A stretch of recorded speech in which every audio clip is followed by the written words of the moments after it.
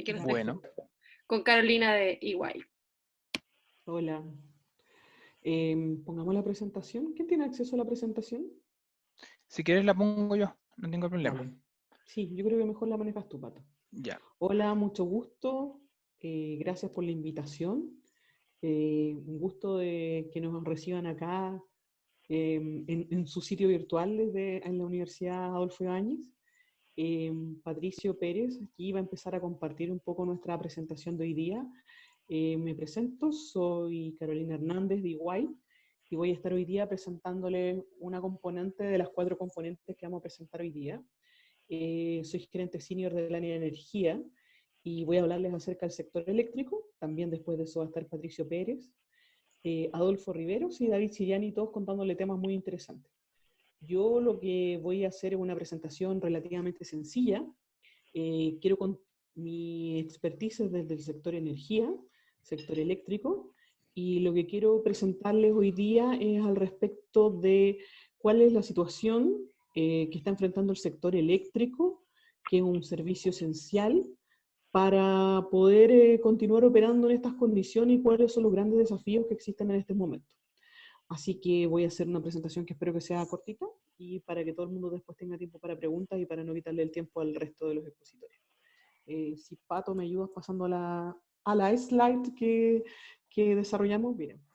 Les voy a contar que en realidad la situación de Chile, se los dejé ahí sin actualizar, porque en realidad hoy día me dio pena actualizar la situación con la cantidad de aumentos, pero en realidad ustedes como bien saben, nos encontramos en un estado de excepción constitucional de catástrofe desde el 18 de marzo, y eso ha permitido una serie de acciones a gobierno que permitan la continuidad de los servicios básicos, como por ejemplo el sector eléctrico.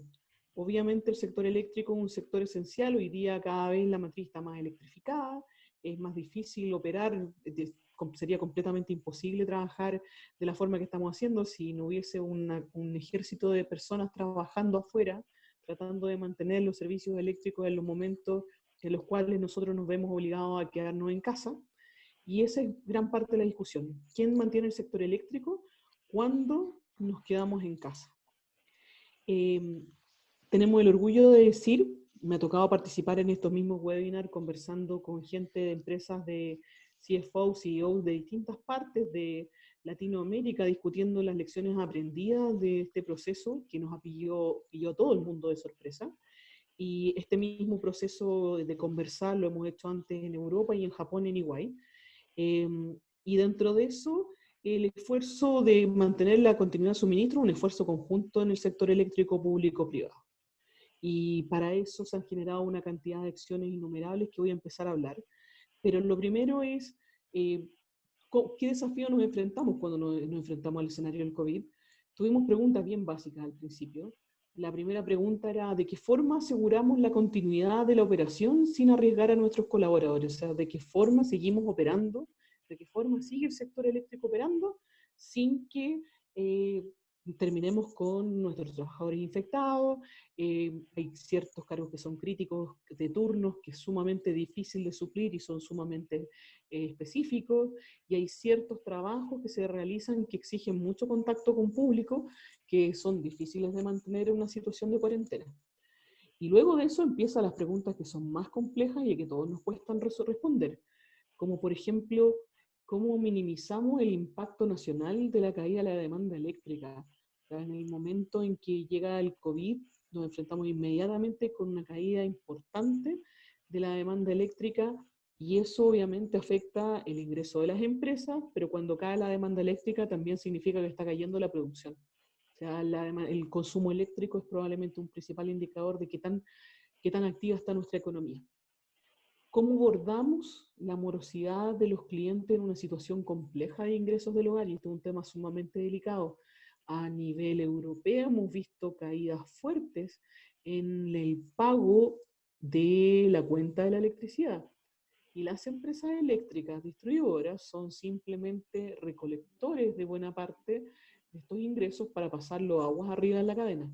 Entonces la pregunta es, ¿de qué forma vamos a abordar esto que puede tener un impacto? Cuando estamos hablando de que las aerolíneas pueden quebrar porque están detenidas sin clientes, imagínense cuál es la situación y no se discute de qué pasa con el sector eléctrico que está con clientes, que está consumiendo, que tiene que pagar cuentas de combustible y si no se le está pagando.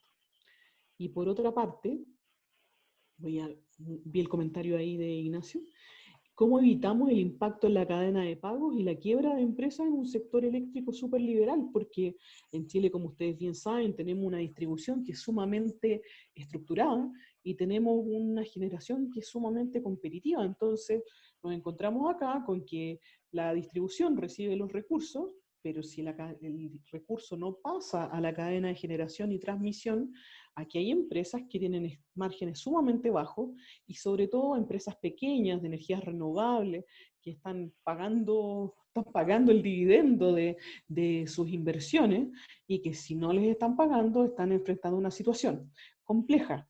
A esto sumémosle que el sector eléctrico ya enfrentó una tremenda crisis cuando fue la situación del estallido social el 18 de octubre. Y en ese momento el gobierno tomó la decisión de que iba a congelar las tarifas. Cuando congeló las tarifas, tomó la decisión de traspasarle el costo al sector generación. Y se lo traspasó diciéndole, ustedes van a tener que congelar las tarifas y me van a tener que, les voy a devolver la plata en 3, 4, 5 años más y con 0 intereses. Entonces ya venía una situación importante, una línea de crédito hacia todos nosotros, desde el sector generación, y llegado el momento que nos enfrentamos a esta situación, nos encontramos en una situación ya con una caja mucho más complicada. Entonces, bueno, ¿qué cosas buenas sí hemos hecho? En términos de continuidad operacional, lo que todos ustedes ya estamos viviendo, o sea, teletrabajo, el sector eléctrico pasó completamente a teletrabajo, lo que realmente se puede hacer a teletrabajo, mucho distanciamiento social, esquemas de turnos en los cuales se manda cierta cantidad de gente a trabajar a la casa y otros continúan y luego de eso vuelven, digamos, muy parecido a lo que está pasando en medicina, desinfección de las instalaciones y algunos temas que son fuertes para el sector eléctrico y que se han tomado decisión, como por ejemplo, ustedes ya no ven, bueno, en Chile tuvimos el serio problema con los medidores inteligentes y no tenemos mucha tecnología hoy día en la red que nos permita, digamos, medir de forma remota como se hubiese esperado y como era lo que realmente uno esperaba para una transformación digital del sector eléctrico, independiente que discutamos de quién paga el medidor. Pero, bueno, esto obviamente iba a pasar, así que es probable que entre mi hijo y que va, mi marido me había dicho que no lo iba a hacer, pero lo va a hacer, y por lo tanto viene la paralización de la lectura presencial de los medidores. Ustedes van a observar que en los últimos meses, hijo, no cantes Papa Black Chip en estos momentos. En estos momentos no van a haber personas midiendo los medidores en estos instantes, y por otra parte también van a ver que probablemente no van a estar cortando la electricidad. Se ha tomado una decisión un poco interna de que independiente que la gente pague o no pague la cuenta, y en cierta forma, Alonso, por favor, se está solicitando que no se corte el suministro en estos momentos a la gente que no pueda pagar las cuentas. Hijo, silencio, por favor. Por otra parte, tratando de evitar la caída de la demanda eléctrica, voy a matar a mi marido. ¡Amor! Enrique, vino Alonso. Ya, Carolina, no te preocupes, esto nos Dame un pasa segundo, dame un a segundo. todos. Sí, esto nos pasa a todas. O todos los que tenemos hijos al menos. Así que no se preocupe.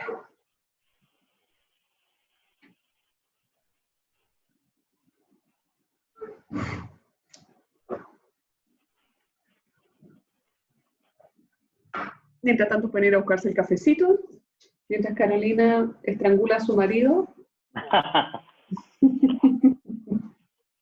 ¿No me gustaría estar en los zapatos de Laura?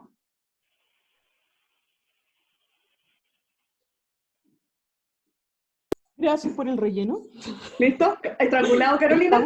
Está todo ¿Terminado? arreglado. Vamos a tener pero eso lo vemos más rato. Eso lo vemos después, ya. Adelante. Así que muchas gracias. Va a haber un asesinato al término de esta reunión. De hecho, ahí está arrancando. ¿Qué es lo que hizo el gobierno rápidamente al enfrentarse a esta situación? Evitar la caída de la demanda eléctrica, haciendo ¿qué? Pidiendo, eximiendo el pago de la potencia de punta en estos meses. ¿Qué es lo que pasa? La potencia punta es uno de los cobros principales que busca controlar la demanda en la época de invierno. Lo que hizo gobierno en esta época fue liberar el pago de punta, lo cual ha hecho que la demanda no baje tanto. No obstante, igual se espera una importante morosidad de los clientes, por distintas razones. Porque vamos a empezar a ver un impacto sobre el empleo más débil, porque vamos a observar que es más difícil para la gente ir a pagar a las distribuidoras. Y una de las cosas que de repente no tenemos la conciencia es que las realidades de Chile son sumamente diferentes, y lo que nosotros observamos acá en Santiago, con una empresa súper digital como Enel, es completamente diferente a lo que ustedes van a observar en una distribuidora en el sur de Chile, por ejemplo, o en el norte. Se van a encontrar con que la forma de pago, el canal digital no existe, o que existe muy poco, que los clientes están poco bancarizados, que en general es muy común ir a pagar con la boleta presencialmente, que la gente baja del campo. Todo ese tipo de distribuidoras que atienden a ese tipo de clientes se van a ver más afectadas. Y en ese sentido lo que hizo el gobierno fue apoyar al 40% de la población más vulnerable. Y lo que están haciendo todas las distribuidoras es, como todos nosotros, transformándose digitalmente rápidamente.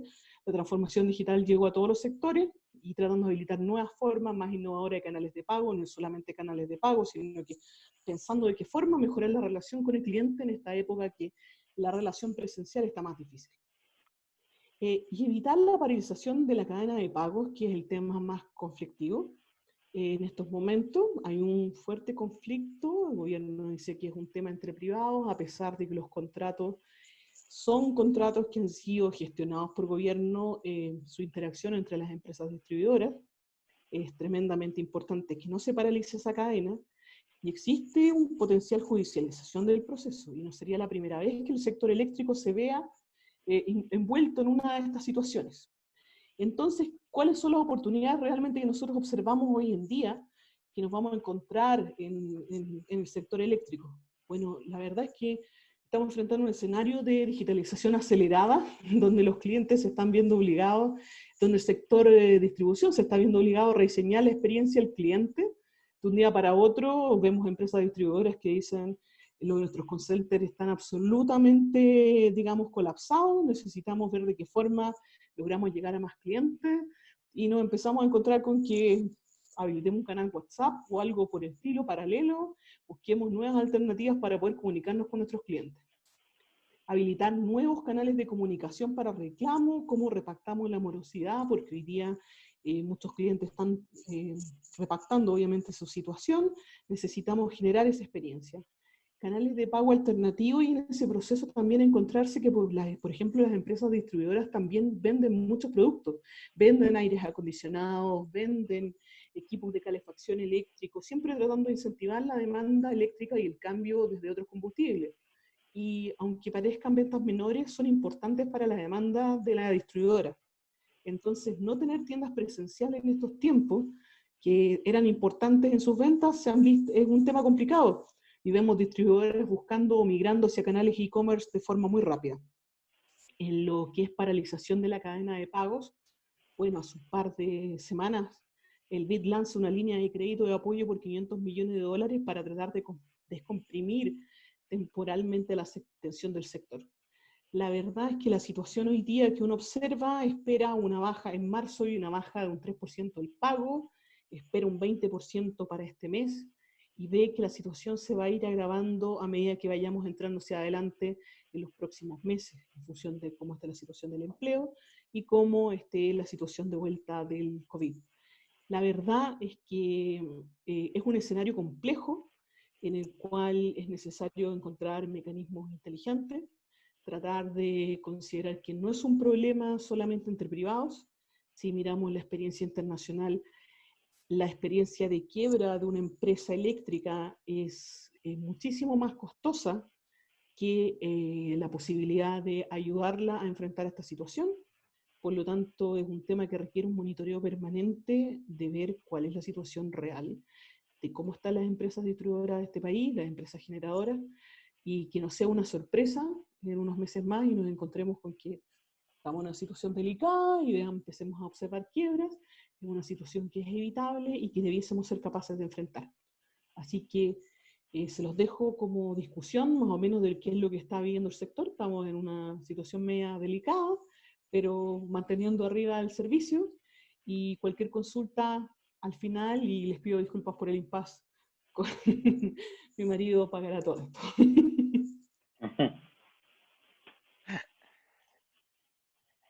Muchas gracias, Caro.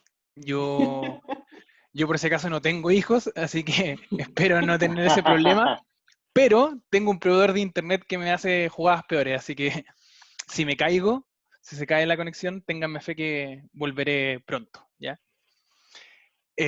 Bueno, gracias, Caro, por comentarnos tu visión sobre el sector eléctrico. Yo voy a tocar ahora otra temática que es la tecnología y básicamente mi charla se va a centrar en cómo el COVID se ha convertido en el principal catalizador para la adopción de tecnologías dentro de las empresas. Primero que todo, quiero agradecer a la Universidad Adolfo Ibáñez por darnos esta oportunidad de conversar con ustedes este tipo de temáticas. Gracias a los que se conectaron para escucharnos, para ahí tener una discusión importante. Me presento, mi nombre es Patricio Pérez, yo soy gerente del área de estrategia digital y Advanced Data Analytics de EY. Soy ingeniero civil eléctrico de formación, con un máster en ingeniería eléctrica y también un máster en management en Information Systems and Digital Innovation del London School of Economics. Durante mi carrera profesional siempre he estado ligado al área de la tecnología, primero desde un punto de vista más técnico y luego fui migrando a otros puntos de vista o otros roles relacionados con la tecnología desde el punto de vista de gestión o desde el punto de vista de estrategia e implementación de tecnologías dentro de las empresas. Y es un poco esta mirada global de la tecnología no solo como un artefacto tecnológico, que es la que me quiero basar para discutir el fenómeno que estamos viendo hoy en día. Quería comenzar con estos dos memes, que me imagino muchos de ustedes lo han visto, lo han recibido por WhatsApp, o lo han visto en redes sociales, que se burla un poco de algo que es una realidad. Que básicamente es cuál ha sido tu principal catalizador para la transformación digital, el COVID-19. El tema, esta palabra muy usada, mal usada muchas veces, o que ha sido un boom de la transformación digital, en realidad la venimos viendo hace hartos años ya. Las primeras empresas o industrias que se subieron a transformación digital, con razón, con buena medida, fueron las empresas tecnológicas, porque obviamente las empresas tecnológicas o las proveedoras de tecnología, como por ejemplo las telco, está en su core business la tecnología misma. No se podían quedar atrás. Sin embargo, hay muchas industrias donde la tecnología es solo un soporte, una función de soporte para realizar su negocio.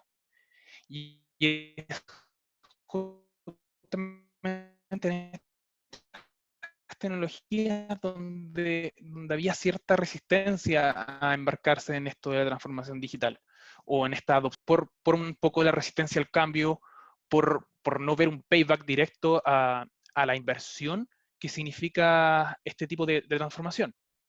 Y siempre uno se encontraba con un poco con una postergación para hacer este tipo de inversiones, hasta que a principios de este año nos enfrentamos a esta pandemia y ¡pum!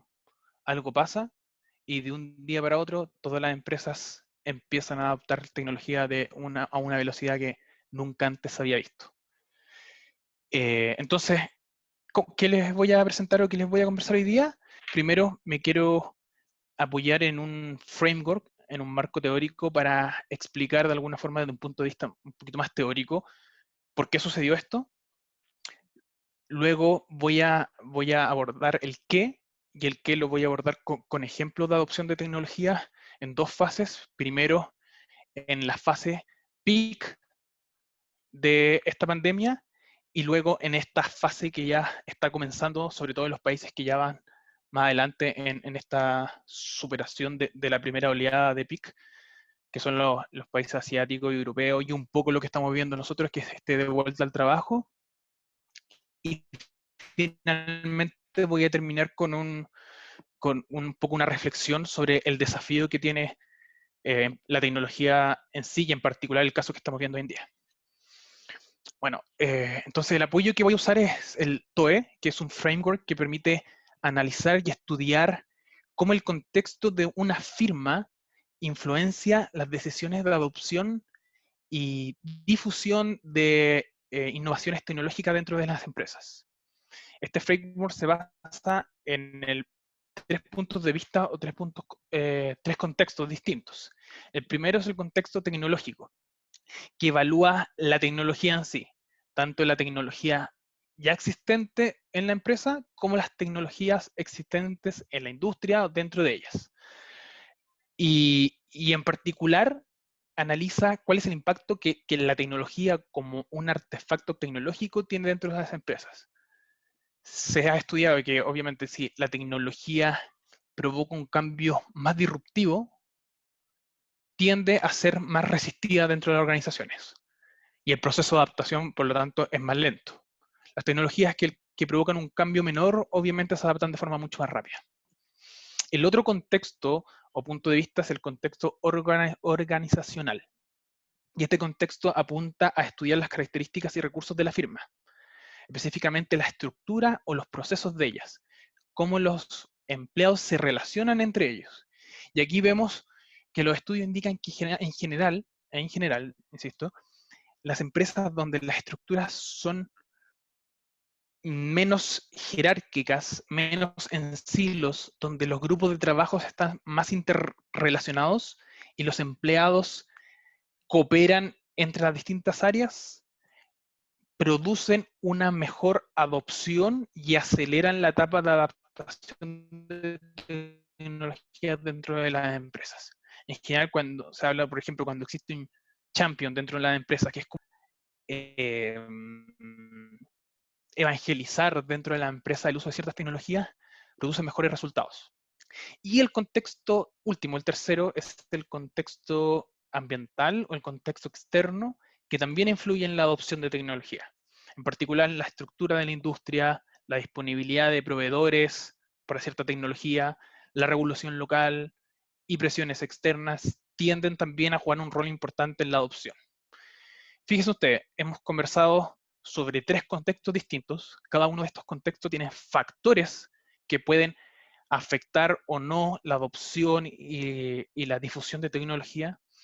Y resulta que vemos que la tecnología sigue siendo la misma que hace un par de años, las empresas siguen estando estructuradas de la misma forma, y lo único que ha pasado últimamente es que hubo una presión externa, que se llama en este caso pandemia COVID-19, que llegó y vino a cambiar todo lo que habíamos visto desde hace un par de meses atrás en cuanto a la opción de tecnología. Quise apoyarme en este framework para que vean que existen muchos factores y uno en particular puede jugar un rol tan importante para hacer un cambio notorio en lo que hacen las empresas y cómo ven la tecnología en particular. Vamos a ver algunos casos concretos ahora. Esta crisis partió en China, como todos sabemos, y aquí hay unas cifras que se pudieron rescatar de ese momento pic en particular, tanto en China como en el mundo globalizado, pero en ese momento, durante ese pic. La industria que más se vio afectada en un comienzo fue la industria de retail, entonces un poco estas cifras y los ejemplos que voy a ver están apuntando a eso.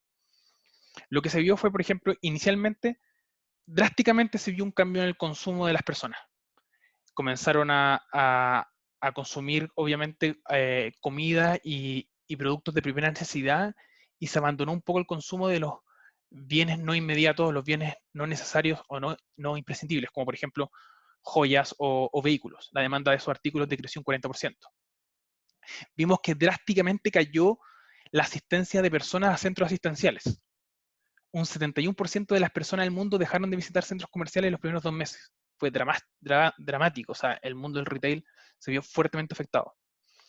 Hubo un cambio en la demanda también, de productos que nunca antes habían sido relevantes, como por ejemplo el jabón o los elementos sanitizadores de cara o de manos, creció un 1616% en China durante el pic. Una cosa impresionante. Y obviamente hubo un cambio, la gente ya no podía ir a los centros asistenciales, perdón, a los centros comerciales, ya tenía que mantener una distancia social obligatoria, por lo tanto, otros canales vieron el boom, en particular los canales sociales, los canales online, y como cifra pudimos ver un aumento de un 320% de ventas online en Chile durante los primeros meses de la crisis. Estos cambios, en particular como vemos en los canales de venta y en los cambios en la demanda, requirieron por parte del retail hacer cambios profundos para adecuarse a este nuevo contexto. Y esto lo hicieron apalancándose en la tecnología. Por un lado, realizaron tecnología o hicieron adaptaciones para adaptarse desde el punto de vista de la cadena de suministro, y no voy a andar en este punto porque Adolfo más adelante va a hablar sobre eso. Y también cambiaron la forma en que atendían a sus clientes. Los canales online existen hace bastante tiempo. Tenemos Amazon como el primer ejemplo hace ya más de una década, pero todavía uno encontraba cierta resistencia a ciertas empresas para darle prioridad a ese tipo de canales. Bueno, esa resistencia terminó de derribarse con el COVID, porque vimos que ya que los canales online se convirtieron en el primer canal de venta de todos los retailers del mundo. Algunos ejemplos, en China, por ejemplo, Walmart, cuando estaban en pleno peak, comenzaron a potenciar el marketing en redes sociales, cosa que antes no hacían tanto. Enriquecieron la experiencia online, metieron a un montón de gente a trabajar para optimizar su página web y su aplicación móvil porque la demanda creció de forma gigantesca y tenían que ser capaces de soportar tecnológicamente esa demanda. Por otro lado, un caso súper interesante es de un retailer brasileño que se llama Reserva. Este es un retailer que vende al consumidor final, pero en un porcentaje bastante pequeño, y el resto lo vende en un modelo B2B a franquicias o a empresas multimarcas. Ellos venían desarrollando antes del COVID una plataforma de inteligencia artificial. Con el COVID le dieron una mayor importancia y la potenciaron aún más. Esta plataforma de inteligencia artificial aprende mucho sobre los consumidores, sobre los gustos, un poco como lo que hace Amazon, pero un poquito más acotado. Y te permite también tener una interacción face to face con el cliente, porque esta empresa, este retailer reserva, se basa mucho en la atención personalizada, digamos, cara a cara o una voz directa, no un chatbot o un robot. Entonces, con esta plataforma los vendedores eran capaces de meterse, de registrarse, de aprender de sus clientes, y tenían puntos de contacto como su teléfono, su WhatsApp, su mail, y le hacían ofertas personalizadas ellos mismos a través de estos canales. Porque para ello era importante la atención de una persona, no de un robot, ese sentimiento de que hay un humano detrás. Les fue tan bien que ampliaron esta plataforma y hicieron un llamado abierto, y muchas personas que no necesariamente trabajaban antes en la empresa se unieron como vendedores. Lo ampliaron también a sus franquicias de multimarca. Y crearon además en esta misma plataforma un modelo para pagar comisiones a estos vendedores. Entonces fue un éxito también tanto para la empresa como personas que se quedaron sin trabajo y encontraron una opción de nuevos ingresos con esta plataforma.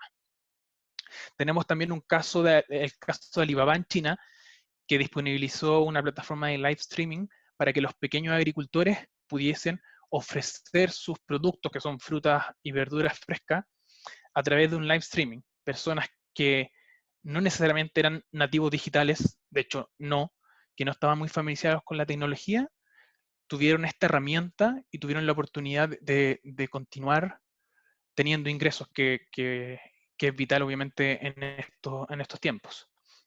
Y finalmente el último ejemplo que quería contar era Starbucks, que rápidamente implementó el sistema que llamaron Contactless Starbucks Experience, que básicamente era seguir atendiendo en sus sucursales físicas hasta ese momento, pero de una forma en que no había ningún tipo de contacto entre el cliente y la gente que atendía en Starbucks.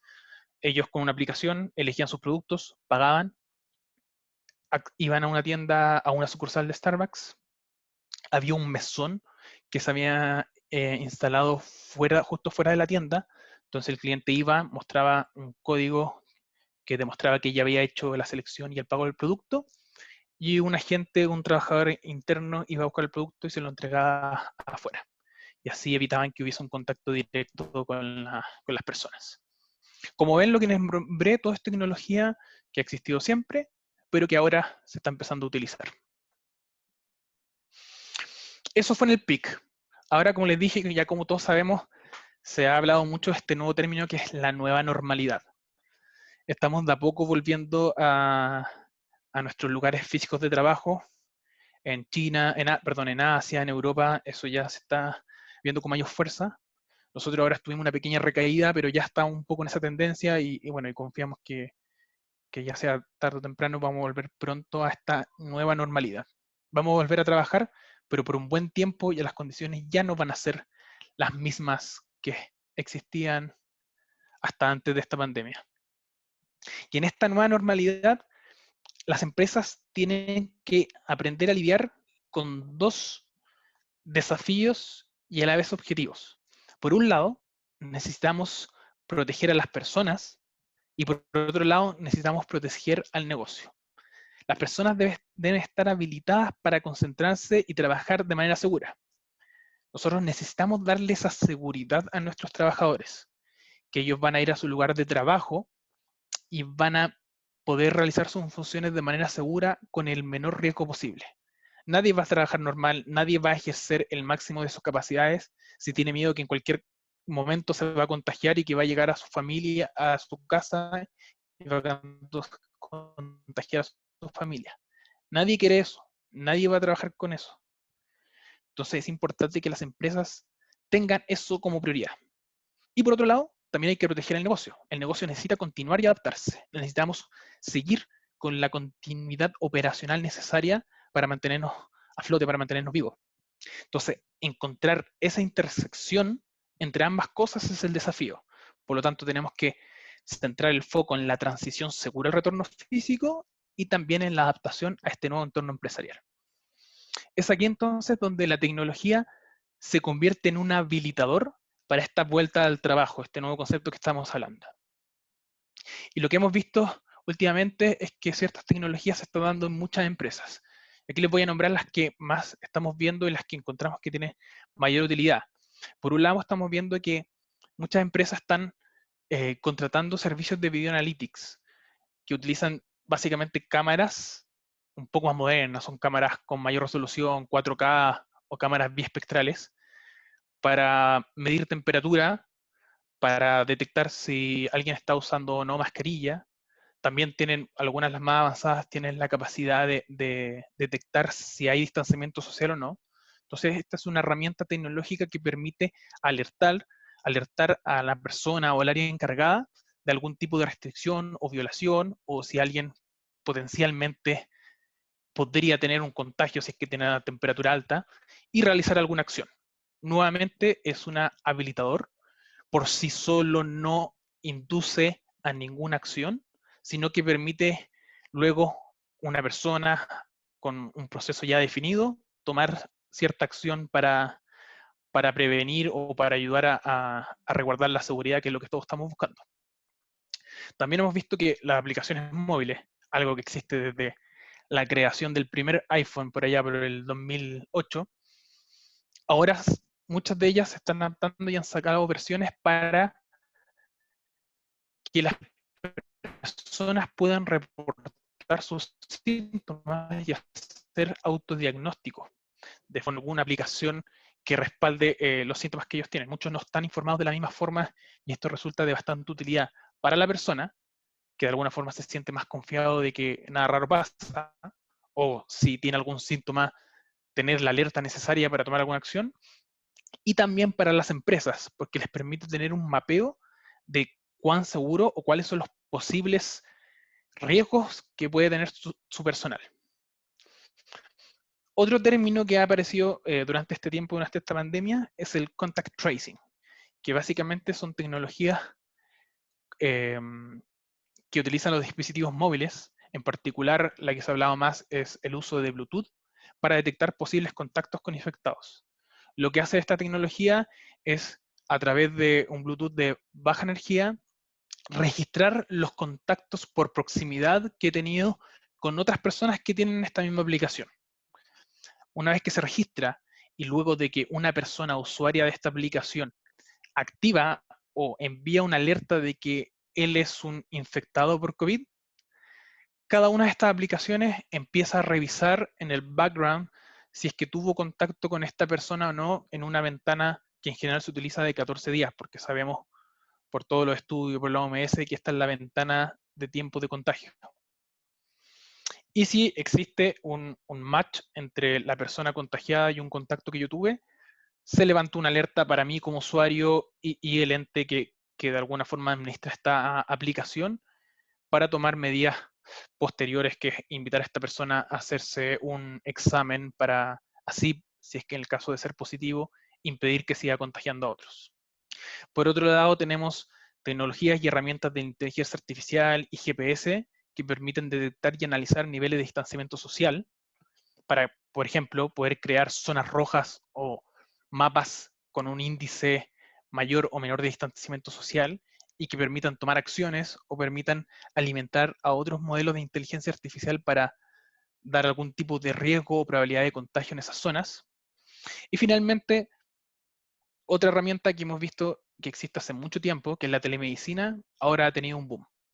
Y ahora vemos que casi todos los centros asistenciales, clínicas, incluso ISAPRES, el mismo MinSal, que tiene una plataforma oficial de telemedicina, permite otorgar asistencia de salud remota a las personas que requieren algún tipo de orientación. Se les pregunta básicamente los síntomas, cómo se siente, y estos profesionales de salud pueden asistir de manera remota a personas que tienen algún tipo de duda o consulta. Esto ayuda muchísimo, sobre todo en este tiempo que es crítico, a disminuir la demanda y de los centros asistenciales.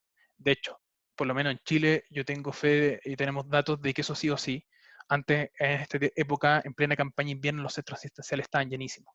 Y ahora, gracias a estas plataformas, bueno, y también a que la gente tiene un filtro propio y un filtro nativo ahora a ir cuando realmente es grave la situación, se ha permitido disminuir el bloqueo de la capacidad de asistencia de salud. Ahora, lo que les dije ahora son ejemplos de tecnología pura, pero volvamos al framework que les hablé al comienzo.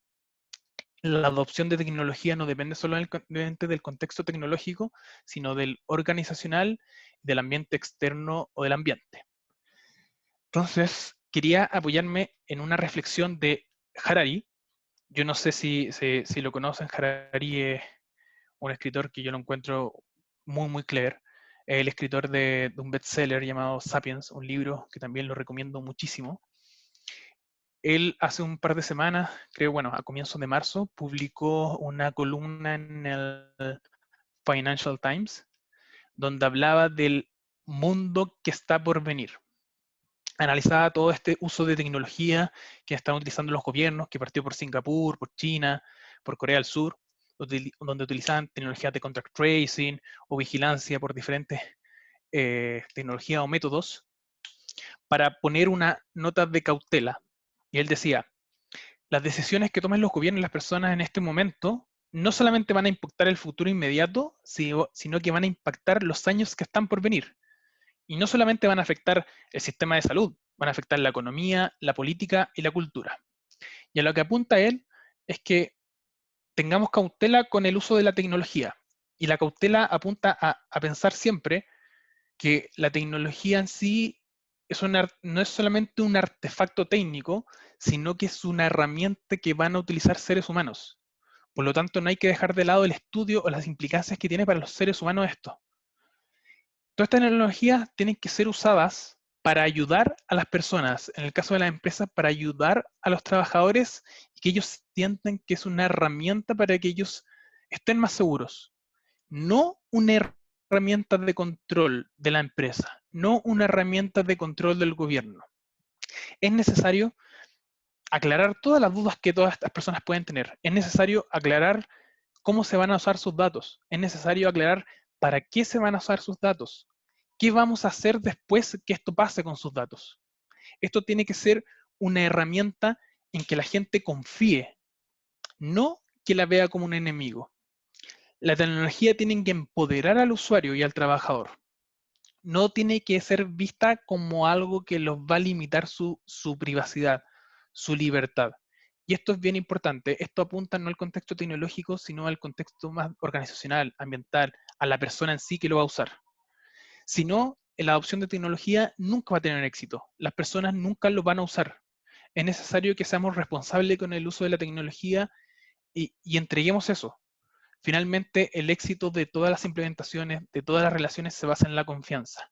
Si la persona que lo va a usar no confía en el ente que le entrega esta herramienta, no vamos a cumplir el objetivo que todos queremos, que es finalmente ayudarnos entre todos a cuidarnos y a cuidar nuestra salud. Ese es el último mensaje que les quería entregar respecto a este tema y los dejo ahora con Adolfo, que les va a hablar sobre la cadena de suministros. Adolfo, puedes tomar el control de la presentación nomás.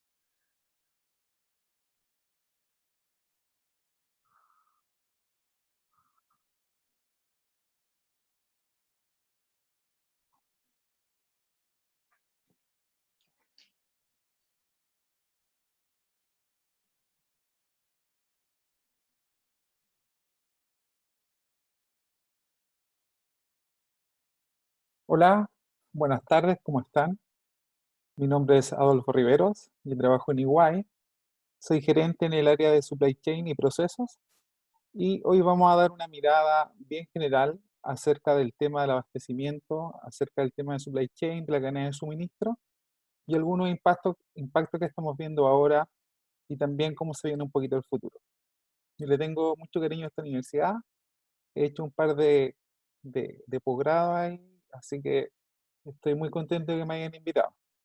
Por favor, si tienen preguntas, me las dejan en el chat y las podemos ir revisando.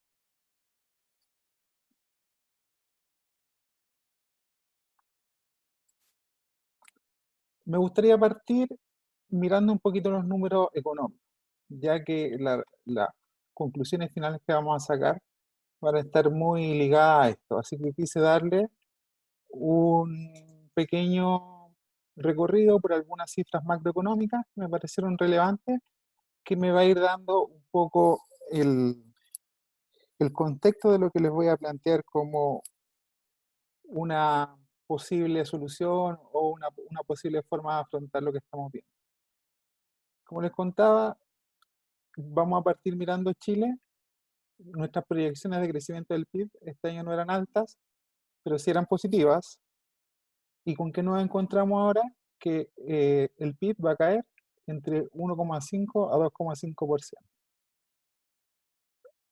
Esta es una realidad, esta es la última proyección que entregó el Banco Central en el IPOM de marzo, que se publicó el 1 de abril, y tal vez esta proyección se podría ajustar un poco más a la baja respecto a cómo avanza el control de la pandemia. Pero ya no estamos encontrando un escenario negativo durante el 2020. Pero los especialistas, el Banco Central, los economistas nos dicen que el 2021 y 2022 deberíamos volver a una senda de crecimiento. Por lo tanto, tampoco tenemos que poner un escenario tan pesimista que esto va a seguir siempre con una disminución de la producción. Como nosotros estamos muy insertos en la economía, somos un país que vendemos mucho al extranjero, así como también traemos muchas cosas, quise buscar este dato y quise compartírselo acerca del crecimiento del PIB de los principales socios comerciales. Y si miramos aquí la segunda fila, nos vemos que nos encontramos en una situación muy similar a la de Chile. Por lo tanto, este dato yo lo vería positivamente, diciendo que vamos a tener un mal 2020, pero se añora un próspero 2021-2022. Ahora sí vamos un poquito más a la economía local y vamos a ver el IMASEC, el índice de actividad económica mensual. Vemos que tuvimos una baja en octubre y noviembre por el tema del estallido social, se cayó la producción, nos veníamos levantando en diciembre, en enero, en febrero ya habíamos crecido por sobre el 2,5%, íbamos con una buena proyección de crecimiento y nuevamente en marzo nos caímos con el tema del COVID. ¿Y cómo se afectaron las industrias? Afortunadamente el sector minero sigue creciendo a un 0,8% y si nosotros sacamos la minería y miramos el IMASEC, tenemos que en promedio cae un 4% en el resto de industria. ¿Quiénes se vieron más afectados? La educación, el transporte, los restaurantes y los hoteles. Lo que es muy fácil de explicar por el tema de las restricciones de libertad que tenemos ahora. Y también por lo que venía pasando en octubre y noviembre. Como ven, el panorama económico se ve súper negativo, pero podemos seguir mirando un poquito más los números. Siempre es interesante mirar los números y que nos encontramos. Nos encontramos que si vamos a ver el tiempo que invierte la gente haciendo shopping virtual, en datos de abril del 2020, esto no es de Chile, es un dato de tráfico mundial de Internet, tenemos que en todos los grupos etarios, tenemos aquí separado entre 16 y 24, y termina con 65 y 64 años, tenemos separados en hombres y mujeres, tenemos que en todos los grupos etarios creció el tráfico por Internet. La gente al estar en sus casas está mirando más que comprar. Por lo tanto, a pesar que la producción va a caer, algo me dice acá que esa caída no va a ser igual en todos los sectores. Por lo tanto, miramos también otro dato interesante. Mire, fíjense, creció un 50 y un 55% en el grupo entre 25 y 34 años. Si tuviésemos más tiempo, podríamos mirar datos acerca del comportamiento del consumidor y vemos que en estas edades la gente gasta mucho más que en otras edades. Aquí es donde hay menos poder adquisitivo y donde acá ya la mentalidad cambia un poco. Ahora que sabemos que la gente está mirando más Internet, tal vez estás moviendo un poco los huevos de una canasta a otra, ahora nos preguntamos en qué está gastando. Miramos acá y tenemos que esto no necesariamente son ventas, pero sí el tiempo que la gente pasa mirando en Internet. Y si comparamos las primeras 6 semanas del 2020 con el mes de abril del 2020, tenemos que supermercados creció el tráfico de Internet en un 251%. ¡Wow! Increíble. Esto a nivel mundial, hay confinamiento, por lo tanto la gente tiene que abastecerse de comida y está comprando mucho por acá. Tal vez no un 251% más, pero sí, si entra a las páginas, muy probable que vaya a comprar. Así también la tecnología, las telco, y así aquí ustedes después lo pueden revisar en detalle, el crecimiento que ha tenido el tráfico en Internet en esta industria. Miremos un poquito a la baja, que se viene cayendo, la joyería y los relojes, los artículos de lujo y el turismo.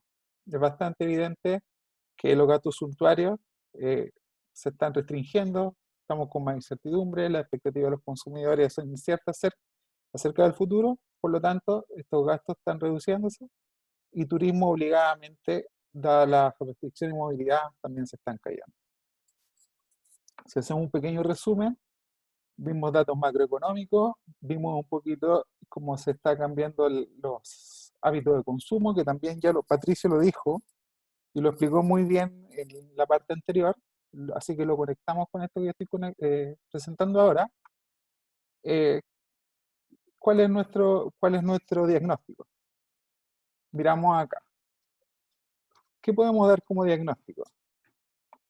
Tenemos que, en particular para Chile, es muy importante la industria del minería y el metal, está cayendo, vimos que seguía creciendo un poquito, pero está cayendo. Y eso le afecta a la economía en general en el país. China, el gigante mundial, que nos compra mucho cobre, nosotros compramos muchas cosas de ellos, también está sufriendo una recesión económica, por lo tanto, de alguna manera eso también nos va a impactar. La gente al quedarse en sus casas va a disminuir la actividad económica y eso provoca un efecto multiplicador. Cae la demanda interna, cae la demanda agregada, afecta microeconómicamente y al final afecta a todos los sectores de la economía. ¿Qué tenemos por otro lado? La caída a nivel mundial de la demanda, nadie se va a escapar. Nosotros vimos en la primera lámina que nuestros socios comerciales también están en la misma situación que nosotros, por lo tanto el efecto va a ser generalizado, no tenemos posibilidad de mover los capitales, no tiene sentido, porque el efecto está en todos lados. ¿Qué está provocando? Incertidumbre, está provocando volatilidad. Entonces surgen dos conceptos relevantes que podamos hacer en este diagnóstico: la adaptabilidad para poder dar respuesta a lo que está pasando y la resiliencia. cómo esta capacidad de adaptarnos a las nuevas condiciones que nos está entregando el mercado, la demanda, las restricciones de gobierno, etcétera. ¿Ok? Si seguimos avanzando, vamos a mirar de nuevo la situación actual y ahora lo vimos a través de los números macroeconómicos, lo vimos a través de los cambios en el consumo, lo relacionamos con lo que hizo Patricio, miramos un esquema general. Ahora vamos a ir a una situación más particular y centrándonos un poco más en lo que yo les vine a presentar, que es la cadena de suministro. En una cadena de suministro tradicional, o como muchos de ustedes, los que están estudiando ingeniería industrial, los que están estudiando ingeniería comercial, los que están estudiando negocios en general, o ingeniería en general, lo más común es que les vayan a decir que las claves de una cadena de suministro son los que están acá en amarillo, y yo les vengo a contar que eso ahora está quedando un poco obsoleto. ¿Por qué? Porque están cambiando las cosas. Por ejemplo, nos decían que la concentración geográfica era súper importante. Se minimizan los costos de transporte, tú tienes más cerca a los proveedores, a los clientes, te integras en un círculo industrial, en un barrio industrial, se minimizan costos, pero ¿qué está pasando? Ahora, ¿qué pasa si el barrio industrial cae en cuarentena? ¿Qué va a pasar? Se para la producción completa. Entonces nos hace pensar si todo esto que teníamos nosotros internalizado, que eran las mejores prácticas en la cadena de suministro, en realidad lo siguen siendo. ¿Qué más nos dijeron? Bueno, el punto que sigue es muy relacionado con la anterior. Otra cosa súper relevante, ¿qué nos enseñan en investigación de operaciones, en temas de simulación? Nos dicen, oye, hay que mantener los mínimos stock, hay que trabajar just in time, apliquen Lean, apliquen Six Sigma. Pero ¿qué pasó ahora? Cuando no hubo stock de seguridad, algunas empresas se quedaron sin venta. Entonces, de nuevo, estos cambios nos dicen, replantémonos lo que nosotros sabemos como verdades que eran acerca de la cadena de suministro. Tenemos una flexibilidad limitada, ya que estaba todo optimizado y estaban todos en una cadena lineal. Ahora, la poca flexibilidad hace que la crisis pegue de manera mucho más fuerte en la cadena de suministro. Los planes de contingencia, ¿qué pasó? El plan de contingencia era si se cortaba la luz, había una inundación, pero ¿había un plan de contingencia contra las pandemias? ¿Había un plan de contingencia bajo esta realidad? No lo creo. Y el manejo de incidentes y crisis nunca estuvo probado. Ahora se está realmente poniendo a prueba. Entonces, ¿qué podemos sacar como conclusión acá? La resiliencia no es inherente a las estructuras actuales. La resiliencia nunca estuvo presente en el modelo tradicional de la cadena de suministro. Es lo que veníamos enseñando, es lo que yo venía hecho clase, es lo que yo me he especializado en los últimos años. No es inherente, entonces hay que replantearse el modelo. Entonces ahora lo que vamos a ver en una siguiente lámina van a ser algunas, en este poco tiempo que tenemos, algunas de las claves que ustedes deberían considerar en su empresa o como estudiantes o como trabajadores cuando salgan de nuevo al mercado laboral bajo esta nueva situación. Nosotros como igual tenemos una estrategia que la dividimos en 3 grandes pasos. Now, Next and Beyond. ¿Cuál es el verbo clave en Now? Resistir, darle continuidad al negocio. ¿Cuál es el verbo clave en Next? Es prosperar, es crear una resiliencia empresarial. Y en Beyond, viendo más allá, transformar para triunfar. ¿Ok? Vamos a replantear el futuro. Cuando hablamos de resistir, estamos ahora en este momento donde están las restricciones, donde se están generando los temas de las cuarentenas, los cordones sanitarios, estamos ahí. Entonces, ¿qué les recomendamos nosotros que es lo que deberían hacer ahora, en el momento actual? Lo primero que es identificar y dimensionar el impacto en el corto plazo, ya que el tema fundamental acá es resistir, es generar flujo de caja, es poder dar pagos de los sueldos, pagos de las obligaciones, así como también hacer que entre dinero a la organización. Lo primero que tenemos que hacer es movilizar un grupo de trabajo para la gestión de la crisis, tenemos que tener una visibilidad súper clara de que comienza la cadena hasta donde termina y medir cómo nos está impactando. Segundo, después que lo midamos, lo tenemos que contrastar con nuestra oferta y con nuestra demanda. Y nos tenemos que preguntar, ¿nuestra oferta es suficiente? ¿Estamos haciendo de más? ¿Podemos llegar a la demanda? ¿Cómo ese cambio en la demanda en nuestra industria nos pegó? Tenemos que tener súper claros los números. Tenemos que tener un plan de remediación del corto plazo, simplificar las cosas, hacer cambios radicales, poder resistir y darle continuidad al negocio. Y tenemos que cuantificar cualquier costo, tenemos que mitigar cualquier costo que estemos pagando de más, ya que como les comentaba, este año las proyecciones de crecimiento van para abajo. Por lo tanto, es súper importante que empecemos a disminuir costos y sea el primer foco de atención. Segundo, cuando estamos mirando prosperar, resiliencia empresarial, estamos pensando que un poquito ya estamos llegando al concepto de la nueva normalidad, se van a ir levantando las cuarentenas, por lo tanto ya pasamos de este foco que era actuar en el corto plazo y tenemos que empezar un poquito más ya a tomar decisiones un poquito más orientadas, un poquito más informadas. Tenemos que empezar a que esta nueva normalidad se haga parte de la organización. Entonces, ¿qué les decimos nosotros? Coordinen una agenda de recuperación y hagan una proyección de los escenarios con lo que va a ocurrir. Visibilicen de extremo a extremo, evalúen los escenarios y cómo impactan cada lado de la cadena. Les proponemos que analicen y generen un nuevo modelo de gobernanza de sus centros de operaciones basado en esta nueva realidad, basado en su industria, basado en los cambios que hubo en los contratos, basado en los proveedores, basado en los inventarios, basado en todos estos puntos claves que vimos en una primera parte que lo estábamos monitoreando. Ahora ya no se trata solamente de monitorear, sino tenemos que entender en qué realidad estamos y cómo nosotros podemos generar resiliencia a través de esta nueva forma que nos pegó a nosotros la crisis. Para ello debemos definir flujo alternativo y modelo operativo. Tenemos que volver a sincronizar la cadena, ya que si se fijan, en Now no estamos viendo cómo sincronizar y hacer más óptima la cadena. Simplemente estamos viendo cómo podemos sobrevivir y no ahogarnos en el momento más terrible. Segundo, dice, nos tenemos que preparar, ya que lo más probable es que haya una segunda oleada de contagio, una tercera oleada de contagio, por lo tanto no nos tiene que encontrar de la misma forma que vimos en el diagnóstico de la situación actual. Una vez que nosotros podemos empezar a instaurar en la organización el concepto de resiliencia empresarial y podemos prosperar en el tiempo, tenemos que plantearnos más allá. Nos tenemos que transformar para triunfar.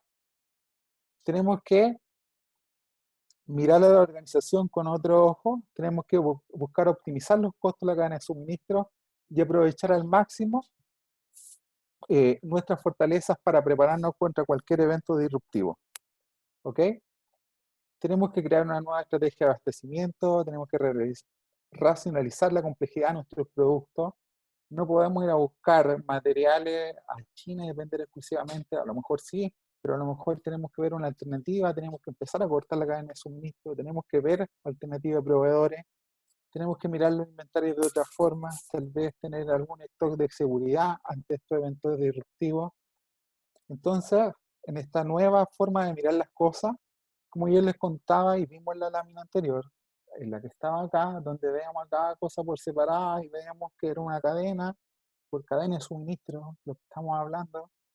Ahora vemos y vamos a hablar, y lo más probable es que así sea, la nueva literatura hable de una red de suministro, donde tengamos que integrarnos con nuestros proveedores, con nuestros clientes, podamos transferir costos, podamos crear contratos flexibles, podamos tener un inventario, podamos dar respuesta rápida, donde esta nueva normalidad, el que la enfrente de mejor manera va a ganar una gran cantidad de mercado, ya que si vieron, el PIB va para abajo, pero va para abajo algunos puntos porcentuales.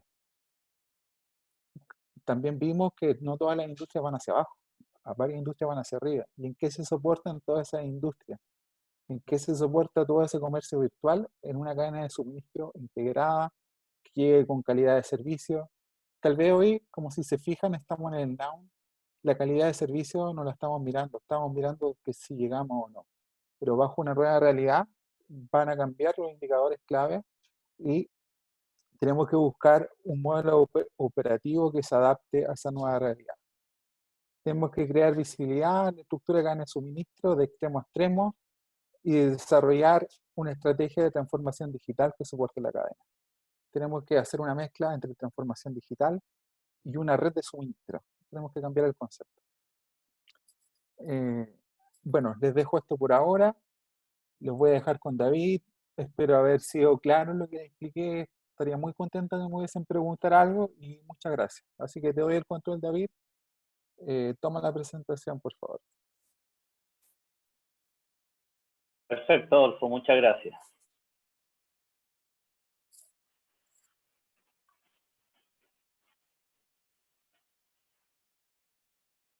Bueno, ahí como les comentaba Adolfo, hemos hablado de adaptación, de adopción de tecnología, de impacto en la cadena de suministro, pero quizás también es bueno hablar un poquito de las personas, cómo nuestra organización tiene que estar preparada para esta nueva realidad. Y ahí veo un par de preguntas, vamos a dejar unos 10 minutitos para poder resolver sus dudas, ¿sí?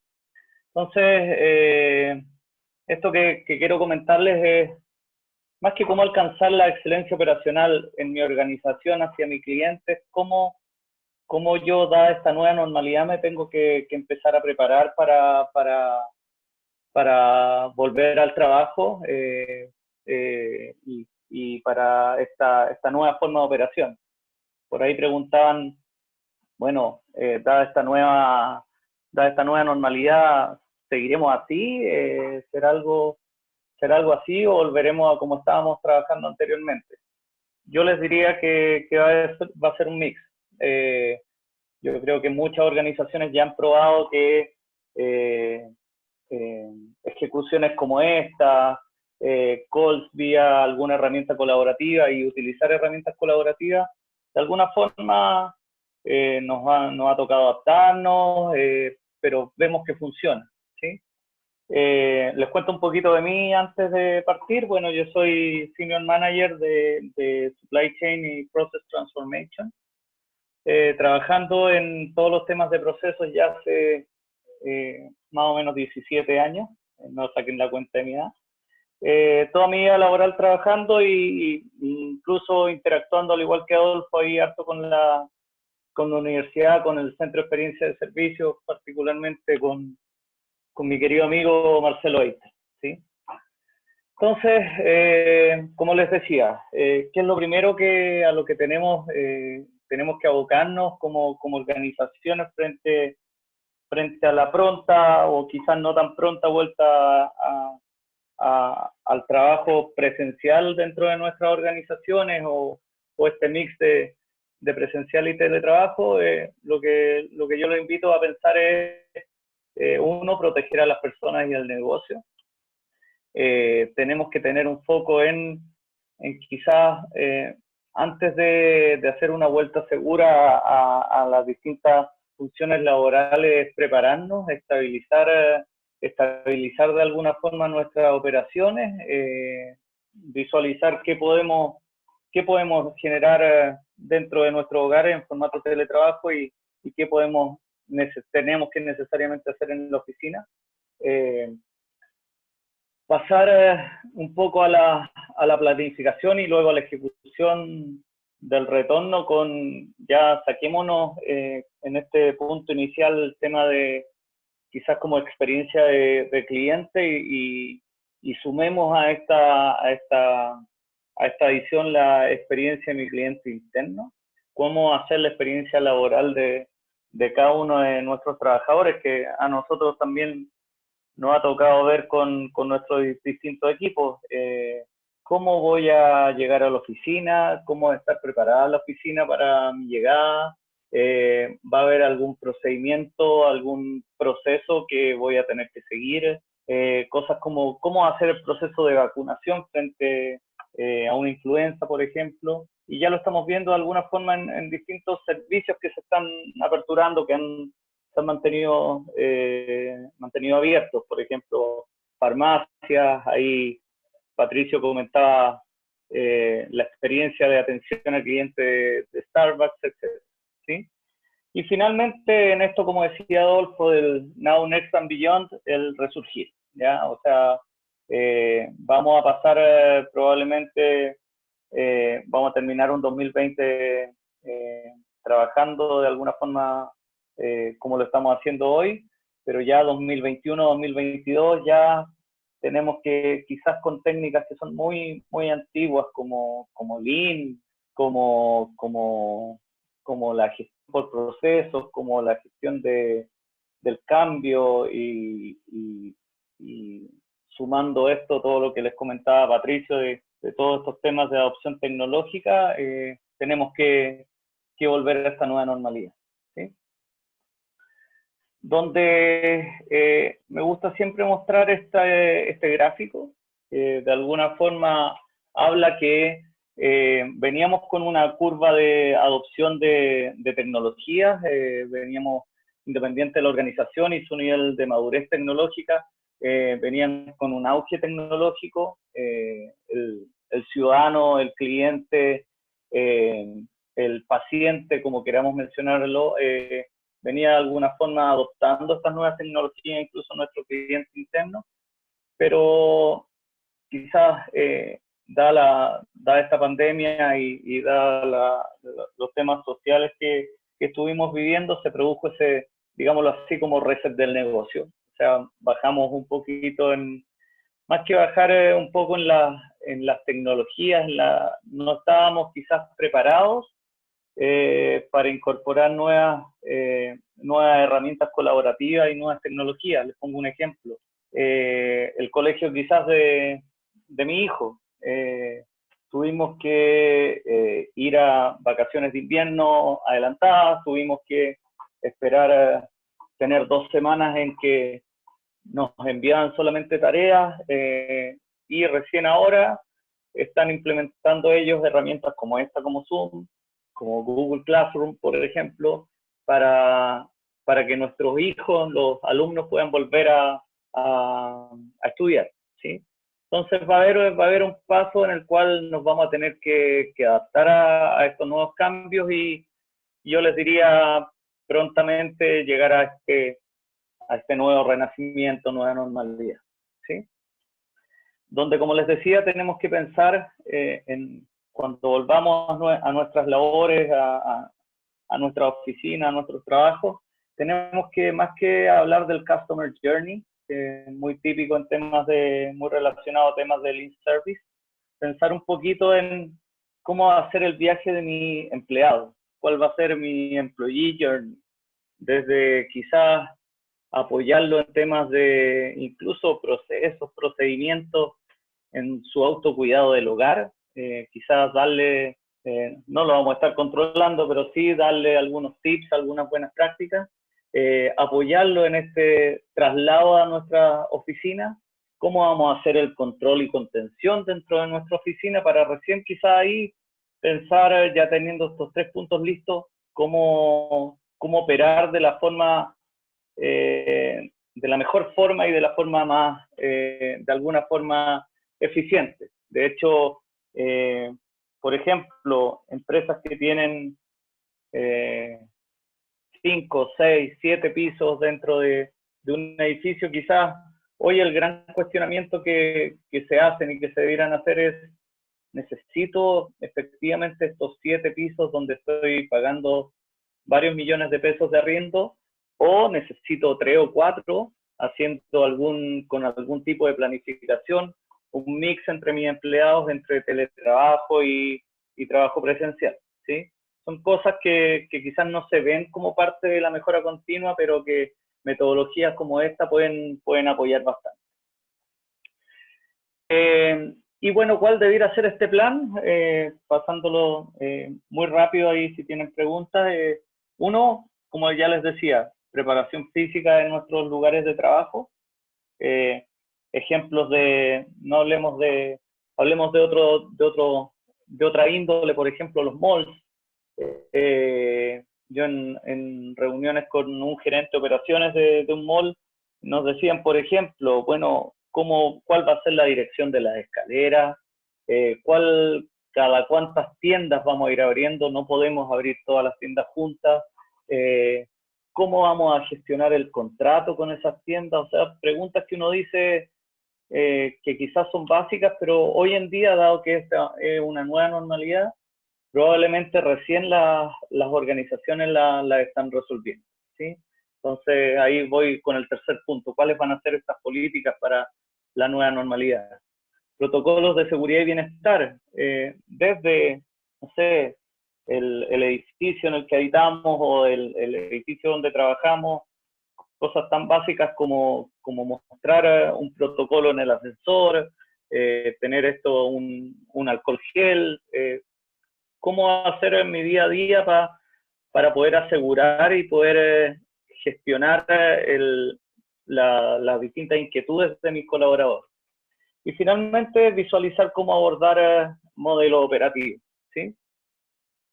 Donde tenemos que desarrollar ciertas estrategias, o sea, acá no hablemos solamente de un proceso completamente aislado, sino cuáles van a ser las estrategias y los distintos escenarios para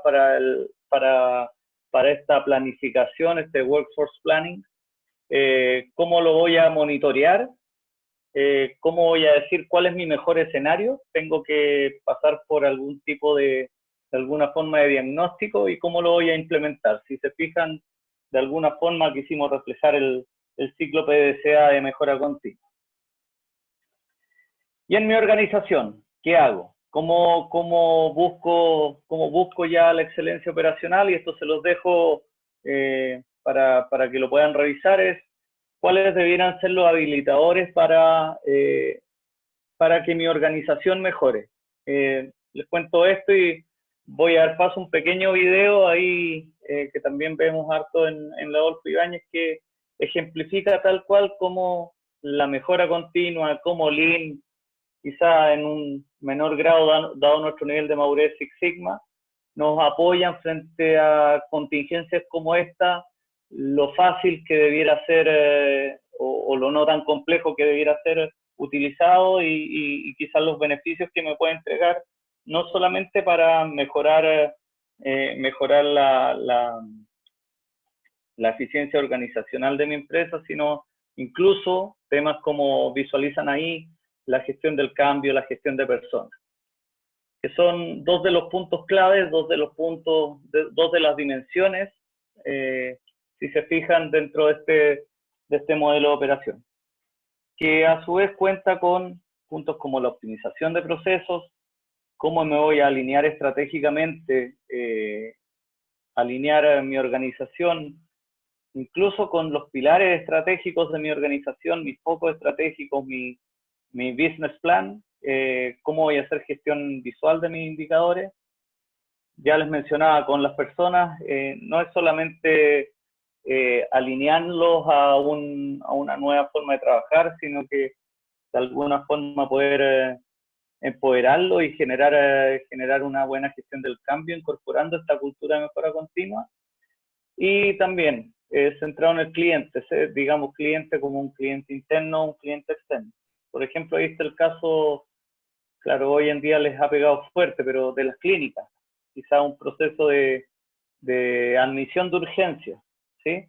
Si uno siempre va a la promesa de que te van a atender en 1 hora, independiente de la clínica, la atención, con todas estas mudas que se ven acá, todos estos desperdicios de transporte, movimiento, de alguna forma complican un poquito no solamente la experiencia del cliente final, que es el paciente, sino que de mi cliente interno, ¿sí? Quería dejarles brevemente con un video que en el fondo busca cumplir con esta promesa de mejora alineado a la experiencia a la experiencia de mi colaborador, de mi trabajador y a su vez de mi cliente, ¿ya?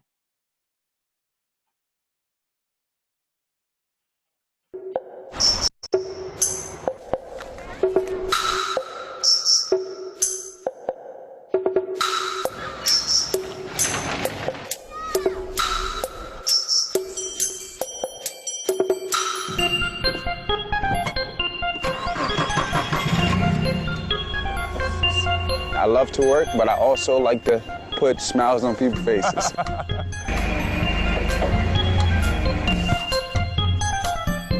If there's a child out there that's in need, I need to help this person out.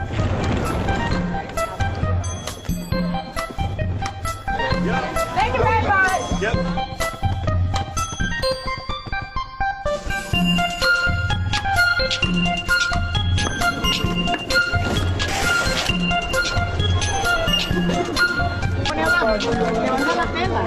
When we down to our last box and you have like 7 families standing on the line and you just have that one box and you don't know what exactly to do, that kills me. George is a great leader. He knows what he's doing, but they didn't really have a system kind of set up. Because if you have a good system, I think the work takes care of itself.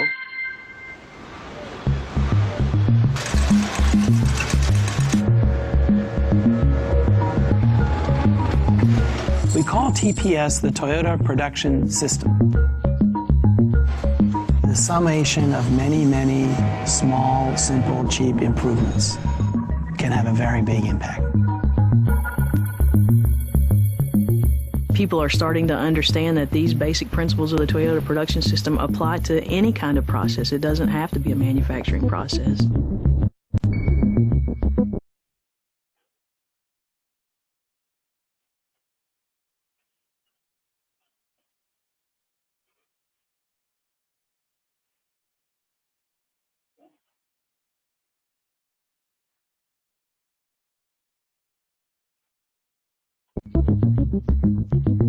We have our way of doing it, but if there's a faster way for us to go out and give food out to people faster, then I'm all for it. I'm all for it. What about a different box size so that we're not shipping so much air? If we could go to a smaller box, we would have the benefit of being able to put more meals on the truck to serve more people. The side benefit being it's not so difficult to handle.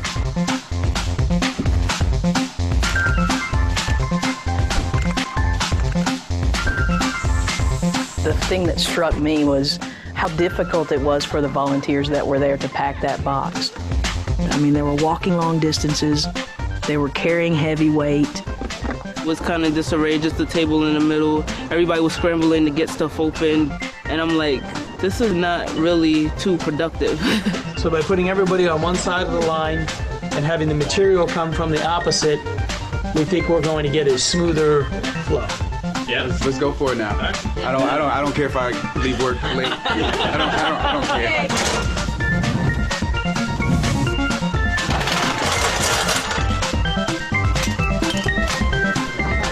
You know, I don't want you to have to walk 15 feet to go get those 2 cans of corn. I want those cans of corn to be readily available to you in the right quantity at the right place at the right time so that you can pack it in the box.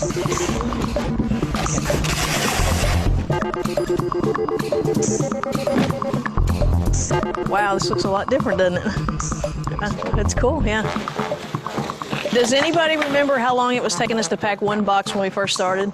3 minutes. 3 minutes? That's exactly right. It was around 3 minutes. 3 minutes per box. What do you think we were packing one box? How long and how many seconds today? About 11 seconds.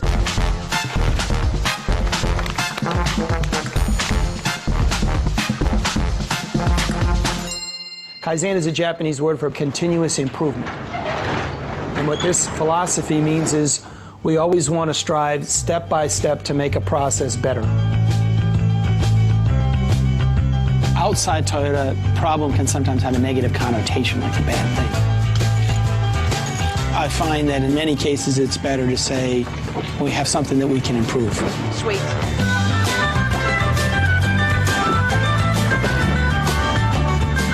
Voy a pausar un poquito para dejar espacio para las consultas, pero si se fijan, este tipo de metodologías que son, ya ustedes saben, bastante antiguas hoy en día nos pueden permitir no solamente mejorar nuestra experiencia frente a nuestro cliente final, mejorar mi customer journey, los momentos de verdad de mi cliente, sino que hoy nos van a ayudar junto con la gestión de procesos, con lo que ya les contaba Patricio, la adopción de tecnología, los desafíos que vamos teniendo, poder pasar y seguir trabajando en esta nueva normalidad, ya cuando esperemos pronto esta pandemia empiece a aplanarse un poquito la curva.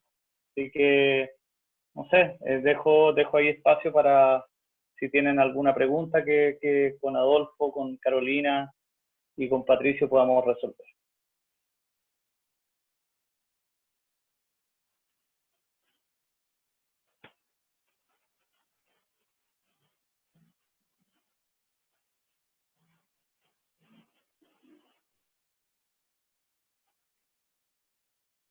Adolfo, hay una pregunta para que la puedas responder. Sí, me están escuchando, ¿cierto? ¿Me escuchan, David? Sí, se escucha, Ya, Adolfo. perfecto. Qué bueno. ¿Tú Mira, la lees? Porque no la puede ver todos, solamente lo ven ustedes, como ya, para que yo se puedan los voy a leer. contextualizar. Tengo dos preguntas súper interesantes. La primera dice, pero cuando pase la pandemia, ¿esto volverá a ser lo mismo o cambiará y se mantendrá como dice usted? Aquí la respuesta es que, en mi opinión, luego que pase la pandemia, nunca nada será igual. ¿Por qué? Porque los hábitos de consumo van a cambiar y muchos de los hábitos que son temporales se van a pasar como a ser hábitos permanentes. Lo más probable es que muchas de las personas que se pasaron al mundo digital ya sigan estando ahí porque van a ver los beneficios. Y segundo, del punto de vista desde la empresa, las empresas siempre tienen que aprender y tienen que crear adaptabilidad y tienen que crear flexibilidad. Por lo tanto, yo creo que los planes de contingencia, la flexibilidad, el poder responder de manera más dinámica a la demanda, el poder integrarse de mejor forma en la cadena de producción, y creo que también va a ser un impacto positivo. Siempre de estas grandes crisis tenemos impacto y mejora en nuestra tecnología, en nuestras metodologías, en nuestra forma de hacer las cosas. Y la segunda pregunta, que es de Diego, que es una muy buena pregunta también, me dice, respecto a los e-commerce, hace un tiempo venían haciendo proyecciones sobre el crecimiento de esto. ¿Cuál crees tú que será el impacto medioambiental de estos por un lado? Lo primero, como bien dice Diego, las proyecciones del e-commerce siempre eran positivas. Si lo miramos en una curva, era una curva que tenía una tendencia hacia el crecimiento.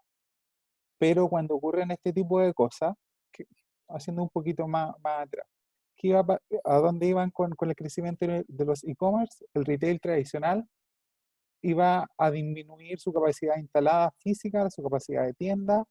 Esto ya todo el mundo lo sabía. A 10 años más se tenían que reducir a la mitad del espacio de tienda física porque se iba a cambiar por el espacio de tienda virtual.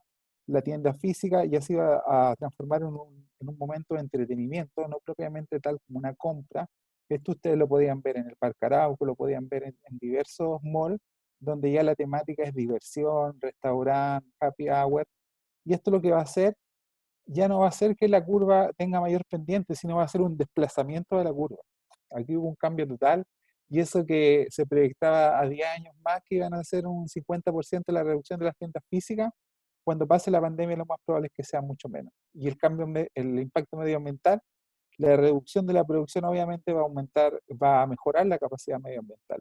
Y esto también a lo mejor nos va a hacer tomar más conciencia acerca de que los temas que a veces parecían tan etéreos que nunca van a pasar como una pandemia, son una realidad, así como lo del cambio climático. Así que yo creo que esto también nos va a enseñar y nos va a ayudar a afrontar de mejor forma el cambio climático de una manera más responsable. Esas eran las dos preguntas que yo tenía por mi lado.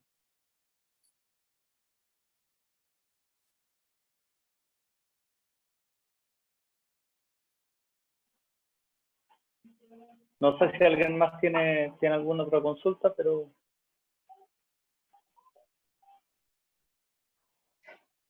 Parece que no. Ha sido una charla súper explicativa,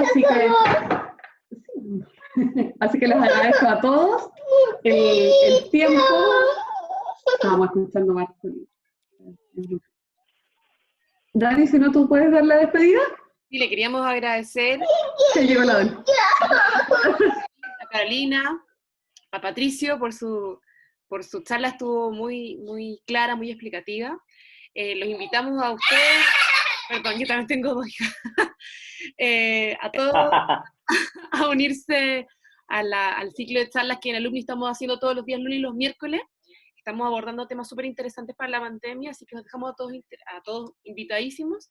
Y muchas gracias de nuevo a Iguay por esta oportunidad. Muchas gracias. Muchas gracias a ustedes por la invitación. No, pues nada, nos vemos. Chao, chao. Chao, chao.